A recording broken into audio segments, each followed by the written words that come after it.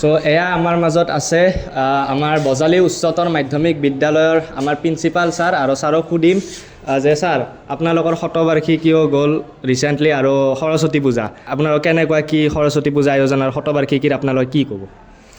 আমাৰ হয় শতবৰ্ষ আমাৰ 18 তাৰিখে শেষ হ'ল। আজি আচলতে সৰস্বতী পূজা। আমি অইনবাৰৰ নিচিনা সৰস্বতী পূজাৰ মণ্ডপ বনাব নোৱাৰিলোঁ। তাৰ কাৰণে অতি দুখ প্ৰকাশ কৰিছোঁ। কাৰণ শতবৰ্ষত ছাত্ৰ ছাত্ৰীবোৰ লাগি থাকিল।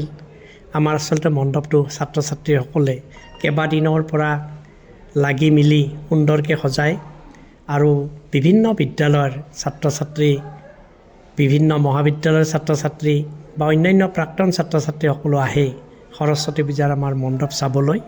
অতি আকৰ্ষণীয় মণ্ডপ হয়। আপোনালোকে অন্য কেইবছৰত এইটো গম পায়। এইবাৰ আমাৰ সেইটো নহ'ল।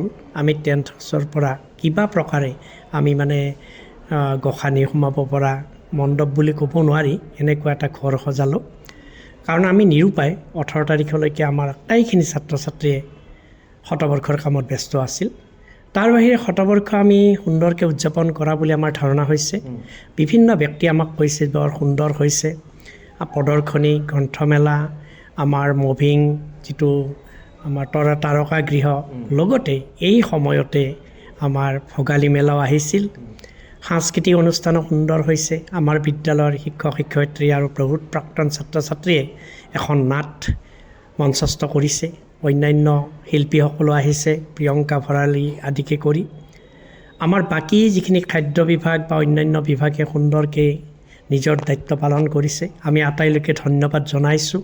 অধ্যক্ষ হিচাপে আৰু উদযাপন সমিতিৰ সাধাৰণ সম্পাদক হিচাপে সকলো বজালীবাসীলৈ, সকলো প্ৰাক্তন ছাত্ৰ ছাত্ৰীলৈ, বিদ্যালয়ৰ সকলো শিক্ষক শিক্ষয়িত্ৰী, ছাত্ৰ ছাত্ৰী, শুভাকাংক্ষী সকলোলৈ মই কৃতজ্ঞতা জ্ঞাপন কৰিছোঁ। এনে এটা বৃহৎ অনুষ্ঠান সুচাৰুৰূপে পৰিচালিত কৰাৰ কাৰণে সকলোৰ ওচৰত মই অতি কৃতজ্ঞতা জনাইছোঁ। মই আশা কৰোঁ আপোনালোকেও নিশ্চয় সুখী হ'ব আৰু এই বাতৰি হয়তো অসমৰ বিভিন্ন ঠাইত নহয় ভাৰতবৰ্ষৰ বা বিদেশতো প্ৰচাৰিত হৈছে যে এনেকুৱা এখন অনুষ্ঠান, শতবৰ্ষ পুৰণি অনুষ্ঠান, ইয়াতে এটা সুন্দৰ অনুষ্ঠান হয়তো উদযাপিত হৈছে। আটাইলৈকে মই ধন্যবাদ জনাইছোঁ। ধন্যবাদ। আমাৰ লগত আছে এজন বাইদেউ কি ক'ব? ধন্যবাদ আমাৰ ইয়াৰ অনুষ্ঠানলৈ অহাৰ বাবে। আজি সৰস্বতী পূজা আমি উদযাপন কৰি আছোঁ, কিন্তু অইনবাৰৰ দৰে আমি জাকজমকতাৰে সৰস্বতী পূজা উদযাপন কৰিব এইবাৰ পৰা নাই। জাকজমকতাৰ কিছু ঘাটি হৈছে। তাৰ কাৰণটো ইতিমধ্যে ছাৰে ক'লেই। আমি 16, 17 আৰু 18 তাৰিখে শতবৰ্ষৰ সামৰণি অনুষ্ঠান পাতিলোঁ। তাৰপিছত আমি চবেই ভাগৰুৱা, ষ্টুডেণ্টখিনি ভাগৰুৱা, আমিও ভাগৰুৱা। তো আমি দৈহিকভাৱে সৰস্বতী পূজাত যিমানখিনি কষ্ট কৰিব লাগিছিলে তাত অকণমান হৈছে, তো জাকজমকতাৰ অকণমান কম হৈছে। তো বাকীখিনি কিন্তু একেই আছে। আমাৰ খানা বা পূজা পদ্ধতিত অকণমানো ঘাটি হোৱা নাই, খাদ্যত অকণমানো আমি ঘাটি কৰা নাই।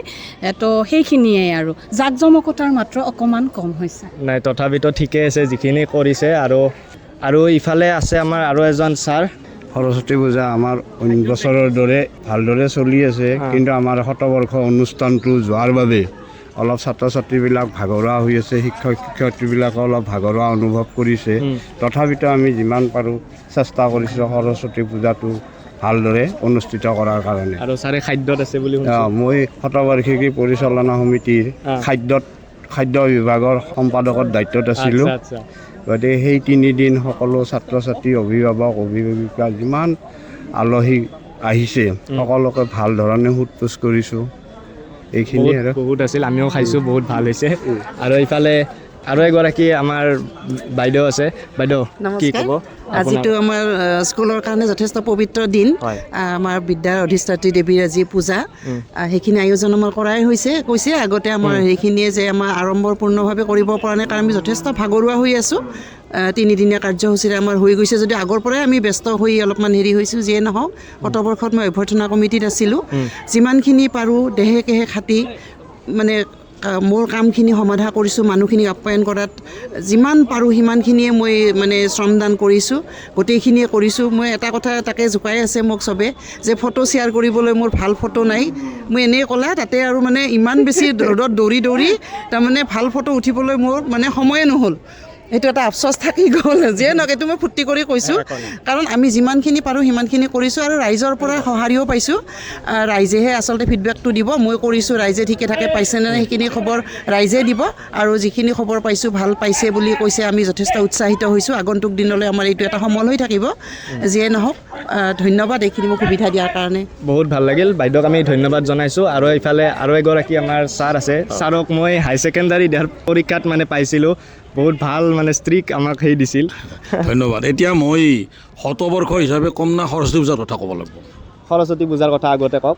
সৰস্বতী পূজা বুলি ক'লে আমাৰ আলুৰ দম আৰু সৰু আলু ভজা আৰু বিলাহীৰ টক, পায়স, এই যে ফেমাছ বৰ্তমান বৰপেটা জিলাৰ ভিতৰত আলুৰ দম, সৰু আলু ভজা আৰু পায়স বুলি ক'লে আমাৰ বজালে আছে।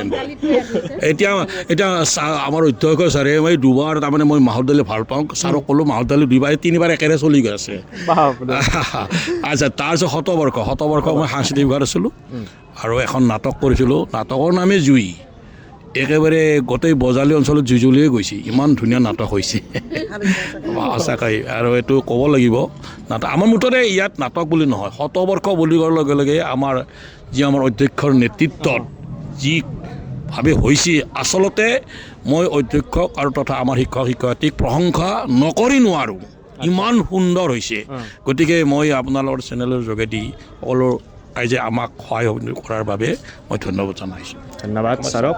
আৰু এজন ছাৰ আছে, ছাৰকো আমি সুধিম সৰস্বতী পূজা আৰু আপোনাৰ শতবৰ্ষৰ কথা। দুটা অনুষ্ঠানে আচলতে বিদ্যালয়খনৰ কাৰণে ডাঙৰ। সাধাৰণতে শতবৰ্ষটো বাদ দি সৰস্বতী পূজা, যিটো সৰস্বতী পূজাৰ কাৰণে এইটো পূজা পঢ়াৰ পৰা নেক্সট বছৰৰ পূজাৰ বাবে ল'ৰা ছোৱালীবিলাক উৎসুক হৈ থাকে। 6 মাহমান আগৰ পৰা সৰস্বতী পূজাত কি কৰিব, এনেকুৱা বিভিন্ন ধৰণৰ প্লেনিং। কিন্তু সেইটোত আমি অলপমান এইবাৰ থমকি ৰৈছোঁ এইকাৰণে যে ঠিক তাৰে আগে মানে বছৰদিনীয়া কাৰ্যসূচী আনি আমি শতবৰ্ষৰ যোৱা 16, 17 আৰু 18 তাৰিখে সামৰণি অনুষ্ঠানটো কৰিলোঁ, যাৰ কাৰণে আমি আজি 6 মাহমান আগৰ পৰাই খুব গোটেই ষ্টুডেণ্ট টিচাৰ মানে দেহে লাগি আছিল।